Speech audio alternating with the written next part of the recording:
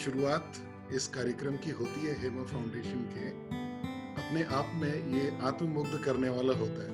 यकीन मानिए, कभी-कभी ऐसा लगता है कि कहीं ये शुरुआत विषय से नहीं भटका दे। खैर, मैं इतने विद्वान लोग आज इस वेबिनार में हैं, तो मैं उन सबकी उपस्थिति को प्रणाम करता हूँ। Restructuring of learning. हम पहले मैं थोड़ा सा ये बात करूं कि मैंने ये वाला टॉपिक क्यों रखा, रीस्ट्रक्चरिंग ऑफ लर्निंग। रीजन ये है कि एजुकेशन, जब से ह्यूमैनिटी की शुरुआत हुई है, एजुकेशन चल रही है, शिक्षा चल रही है, लेकिन क्या हमारी शिक्षा पद्धति हमें वहां ले जा रही है जहां हम जाना चाहते हैं? बदलाव अपरिवर्तनीय है, बदलाव होते हैं, क्या वो बदलाव सही रूप से हो रहे हैं? तो पूरे संसार में एक ऐसा एजुकेशन सिस्टम या फिर एक ऐसा सिस्टम खोजने की एक तलाश हो रही है कि कौन सा एजुकेशन सिस्टम या फिर ऐसा प्रोसेस हो जो हमें एटलीस्ट उस सक्सेस के नजदीक तक तो ले जाए। तो मैंने इसमें जो कोशिश करी है वो ये करी है कि 4-5 रिसर्च को कंपाइल किया है। एक जो रिसर्च है वो हमारे क्वालिटी काउंसिल ऑफ इंडिया की है, जिन्होंने पूरे इंडिया में एक लार्ज स्केल पर रिसर्च करी थी स्कूल्स की, एजुकेशनल इंस्टीट्यूट्स की। एक रिसर्च है पीसा की, उसको मैंने लिया है, और एक यूनिसेफ की। ये 3 रिसर्च हैं जिन्होंने लगभग 8,900 स्कूल्स को रिसर्च किया और वहां पर एक्सपेक्टेड पैरामीटर्स के ऊपर उन्होंने अपना एनालिसिस दिया। उसको मैंने थोड़ा कंपाइल करके ये रिसर्च बनाया है। सो आई कन्फेस कि आज का जो थोड़ा विषय है ये टेक्निकल ज्यादा है, लेकिन जब परिचय हो रहा था इस वेबिनार में तो यकीन मानिए मेरा वजन कम होता जा रहा था, क्योंकि विद्वानों के परिचय सुनकर मुझे लग गया था मेरा काम सही हो रहा है और सही रास्ते में हूँ। खैर, मानव संस्कार को समर्पित हेमा फाउंडेशन, आज का जो मूल्य है वो स्वच्छता है। और पिछली वेबिनार में डॉक्टर चीनू अग्रवाल ने बहुत अच्छे से साइकोलॉजी ऑफ क्लीनलीनेस बताई थी।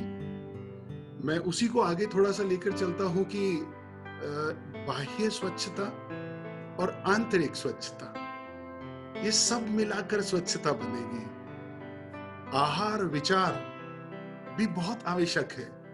तो मैं ये मानता हूं कि आज की वेबिनार में हम विचारों की स्वच्छता और आहार तो सब जानते ही हैं, उसको लेकर आगे चलते हैं।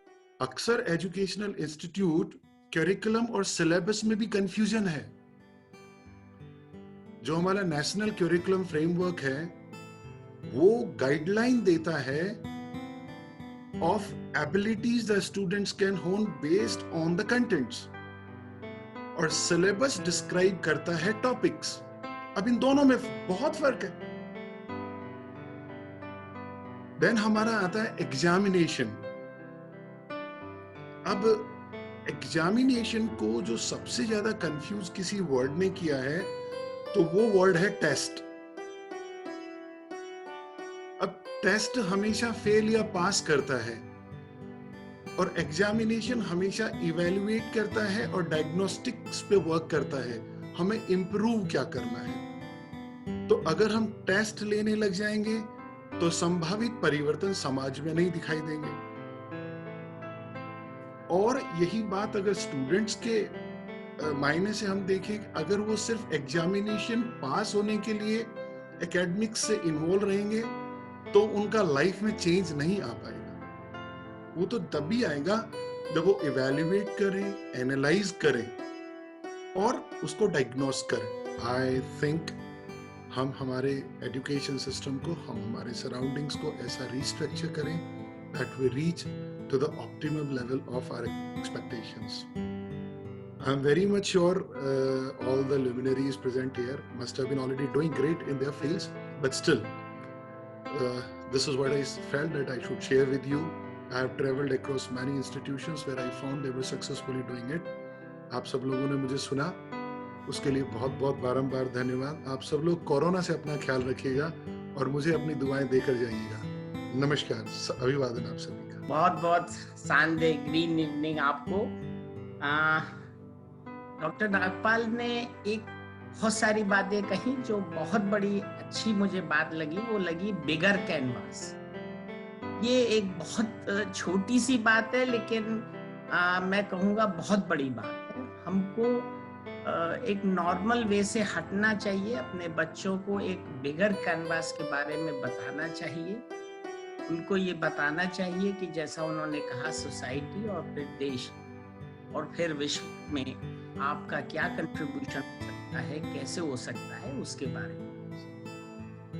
मैं कहूँगा कि मैं अगर हेमा फाउंडेशन के बारे में कहूँ तो मैं नहीं समझता, बड़ी अतिशयोक्ति होगी, लेकिन डेफिनेटली मैं ये चाहूँगा हितल जी और अनीता जी, हम लोग इसको आगरे में कैसे और स्कूलों में हम लोग इसको ले जाएं और किस तरह से हम लोग इसको करें, इस पे डेफिनेटली मैं अलग से बात करना चाहूँगा। और इसके साथ मैं हेमा वर्चूज के बारे में बच्चों ने भी कहा, डॉक्टर नागपाल ने भी कहा, और इसको थोड़ा सा मैं और चाहूँगा कि हम लोग इसको डिटेल्ड वर्कआउट करके और किस तरह से फिजिकल वर्कशॉप्स और वर्चुअल वर्कशॉप्स जो हैं वो करके ज़्यादा से ज़्यादा इसको हम लोग लोगों को पहुंचाएं। और इसमें मेरा जो भी सहयोग आप लोग चाहेंगे, मैं कोशिश करूंगा उसको हर तरह से देने की। बहुत बहुत धन्यवाद आप सब। Thank Hema Foundation for giving me this opportunity to interact with many people, eminent people from different professions on the board.